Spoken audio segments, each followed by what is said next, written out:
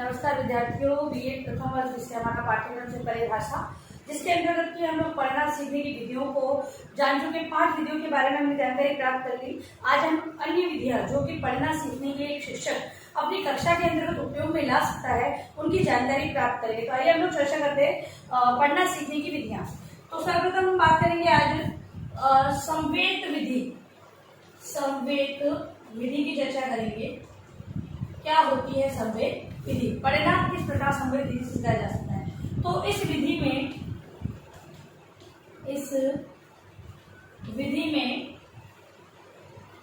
से छोटे पद्य तथा गीत सुविधापूर्वक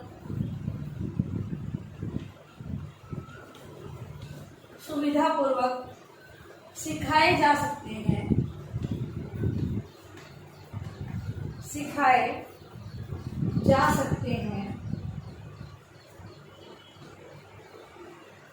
इसमें अध्यापक पाठ के एक अंश को स्वयं भावपूर्ण रीति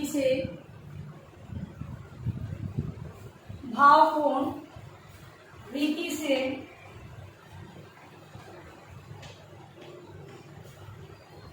पढ़ता है और कक्षा के समस्त छात्र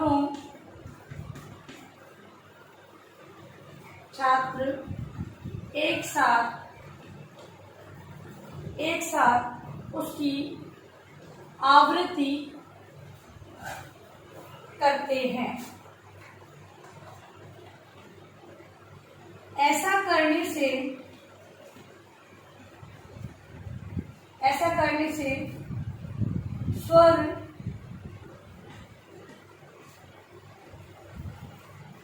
सद्धता तथा वाचन संस्कार स्वर साधता तथा वाचन संस्कार दृढ़ हो जाता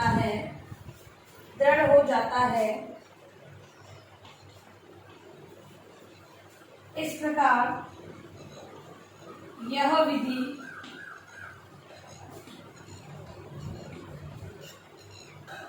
अंशतः प्रायोज्य है। मतलब कि ये विधि है भाई छोटी कक्षाओं में ज्यादा उपयोगी मानी जाएगी, क्योंकि इसके अंदर अध्यापक एक अंश को भावपूर्ण लय यति को ध्यान रखते वाचन करता है और गीत या पद्य में ये विधि का प्रयोग किया जाता है। अध्यापक स्वयं गाता है तथा विद्यार्थी पूरी कक्षा है उनका अनुकरण करता है, बार बार आवृत्ति करता है, बार बार उसी को दोहराता है। इससे क्या होता है कि आसपास की कक्षाएं भी डिस्टर्ब होती है, क्योंकि जो स्वर है बालकों में स्वर साधता या स्वर का जो कहेंगे दृढ़ता, स्वर को जो लय से गाया जाता है, वो सारी चीजें तो उसमें आती है बच्चों में, लेकिन आसपास अगर कोई कक्षाएं लग रही है तो वो डिस्टर्ब होती है। तो छोटी कक्षाओं के लिए ये विधि बहुत ही उपयोगी मानी जाती है। अगला है संगीत विधि। संगीत विधि मॉन्टेसरी द्वारा प्रयुक्त इस विधि में बहुत सी वस्तुओं, चित्रों तथा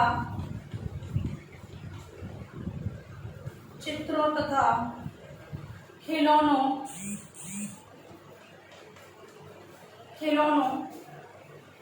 आदि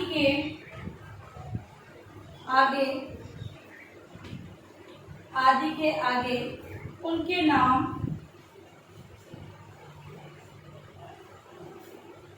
कार्डों पर लिख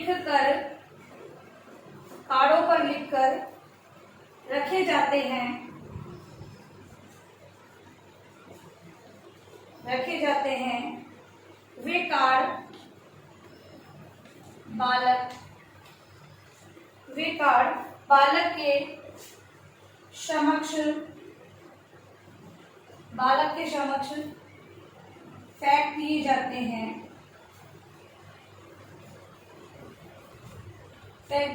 हैं और उनसे कहा जाता है कि जिस वस्तु का जो नाम है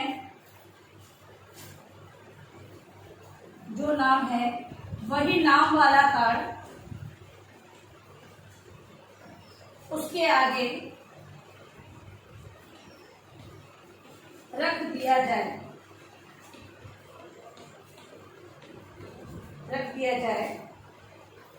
यह विधि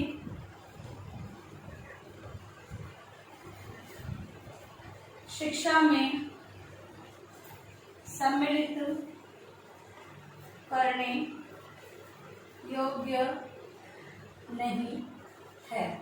लेकिन ये मॉन्टेस्क्यू द्वारा विधि दी गई है जहाँ पर वस्तु खिलौने आदि रखे जाते हैं तथा उनके नामों के कार्ड होते हैं। बालकों के सामने ये कार्ड प्रस्तुत कर दिए जाते हैं। बालक जो वस्तु का जो नाम होता है वही कार्ड का चयन करते हुए उनके सामने वो रख देता है। लेकिन ये अध्यापक के शिक्षण के अंदर उसको अपनाना नहीं, लेकिन हाँ उस तरह से शैक्षिक गतिविधियों के माध्यम से अपनाते हुए शिक्षण को रुचिकर बनाने में इसका प्रयोग किया जा सकता है। अब है समग्र भाषा विधि। अगली है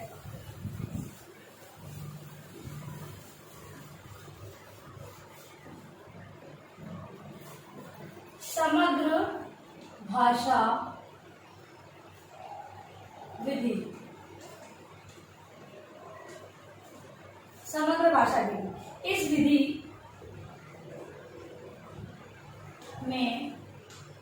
विधि में अक्षर ध्वनि वाक्य आदि का क्रमशः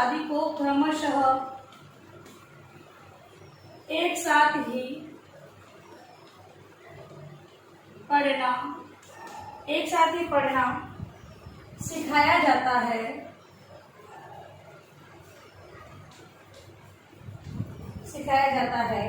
यह विधि व्यवहारिक नहीं लगती,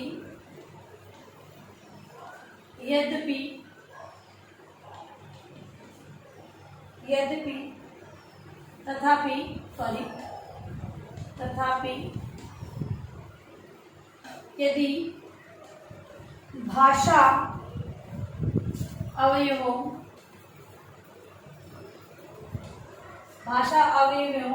को विखंडित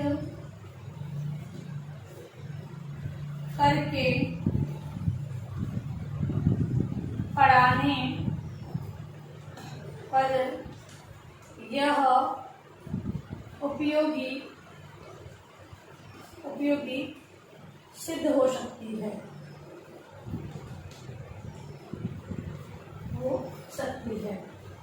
ठीक है, इसमें समग्र मतलब सभी का ध्यान एक साथ दिया जाता है। अगर कोई ध्वनि आई तो ध्वनि के बारे में, अक्षरों को पहचानना, उसकी ध्वनि क्या होगी, वाक्य इससे क्या वाक्य बन रहा है, ये सारी चीजें एक साथ सिखाई जाती है। क्योंकि ये व्यवहारिक नहीं, क्योंकि बालकों को हम धीरे धीरे स्टेप बाय स्टेप ये चीज सिखाते हैं। लेकिन अगर इनके टुकड़े कर दिए जाए, टुकड़े करते हुए स्टेप बाय स्टेप अगर सिखाया जाएगा तो ये विधि उपयोगी सिद्ध हो सकती है। अगला है वाचन विधि। नेक्स्ट है पढ़ने के लिए वाचन विधि का प्रयोग एक शिक्षक अपनी कक्षा के अंतर्गत कर सकता है। तो वाचन विधि, इस विधि में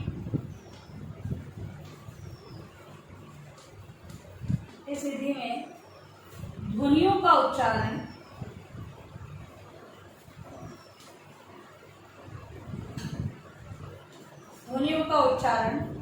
आरंभ से ही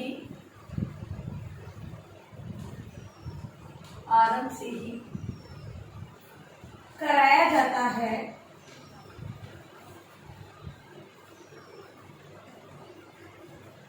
आरंभ से ही कराया जाता है। शिक्षक वर्णमाला सिखाते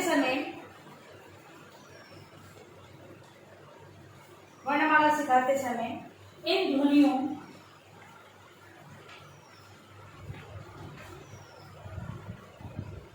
के शुद्ध उच्चारण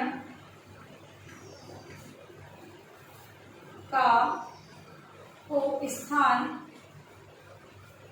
छात्रों को बता देता है। उच्चारण शिक्षक स्वयं शुद्ध उच्चारण करके ध्वनियों का ज्ञान कराता है। यह विधि वाचन शिक्षण की दृष्टि से उपयोगी है। वाचन पढ़ने के लिए अध्यापक है, ध्वनि के जो चिन्ह होते हैं, ध्वनि का जो उच्चारण किस प्रकार किया जाता है, आरंभ में उन ध्वनियों का ज्ञान विद्यार्थियों को स्वयं करके, मतलब खुद उच्चारण करता था, विद्यार्थियों से अवगत कराता है, फिर विद्यार्थी वो भी इनका उच्चारण करने लग जाते हैं। तो वाचन के अंतर्गत उच्चारण को महत्व देते हुए इस विधि का प्रयोग करवाया जाता है। फिर है लास्ट जो विधि है वो है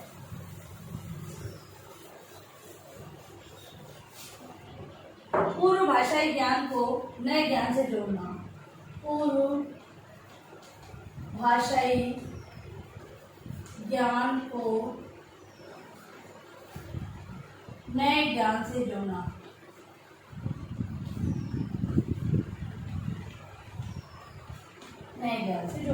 तो छात्रों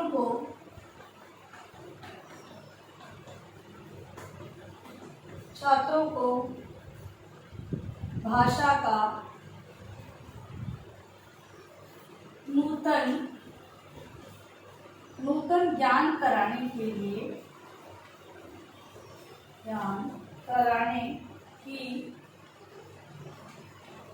दृष्टि से यह विधि उपयुक्त है।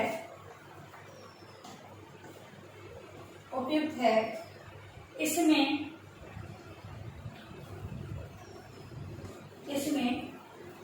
छात्रों के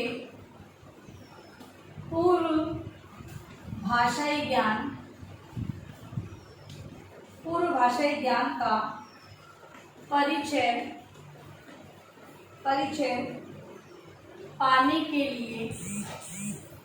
पाने के पश्चात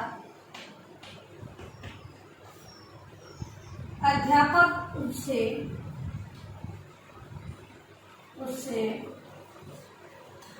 नए ज्ञान को जोड़कर पढ़ाता है। इसके लिए यह छात्रों से कतिपय प्रश्न पूछता है जिससे कि उनके पूर्व ज्ञान का परिचय मिल सके। इस विधि में पढ़ाए जाने पर छात्र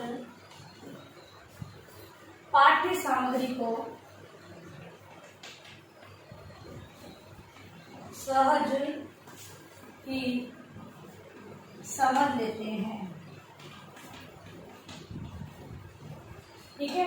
तो ये जो विधि है, जो पूर्व का ज्ञान है विद्यार्थी को, हम लोग देखते हैं कि पाठ्य योजना जब बनाई जाती है तो प्रस्तावना प्रश्न किए जाते हैं कि पहले का ज्ञान विद्यार्थियों में कितना है, उसको जानकर अध्यापक है नवीन ज्ञान प्रदान करता है। तो पढ़ना सीखने के लिए अध्यापक ये जानता है, कुछ प्रश्न बनाता है जिसके आधार पर ये ज्ञात करता है कि बालकों को पढ़ना कहाँ तक आता है, कि कौन से कॉन्सेप्ट उनकी क्लियर है।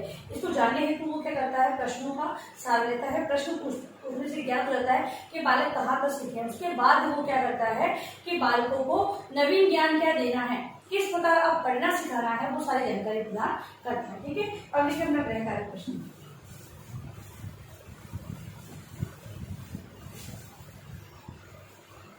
अब चूंकि हमारी सारी विधियां कंप्लीट हो चुकी है पढ़ना सीखने की, तो एक निबंधात्मक उत्तर के रूप में आप इस प्रश्न को लिखेंगे। पढ़ना सीखने की विधियों का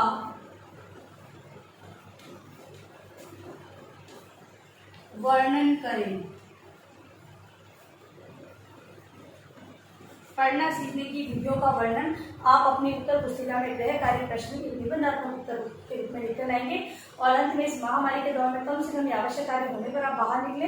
बाहर निकलते 3 बातों का आपको विशेष ध्यान रखना होगा। मास्क लगाना है, सोशल डिस्टेंस बनाएं और हाथों को बार बार सैनिटाइज करते रहें। सुरक्षित ध्यान रखें।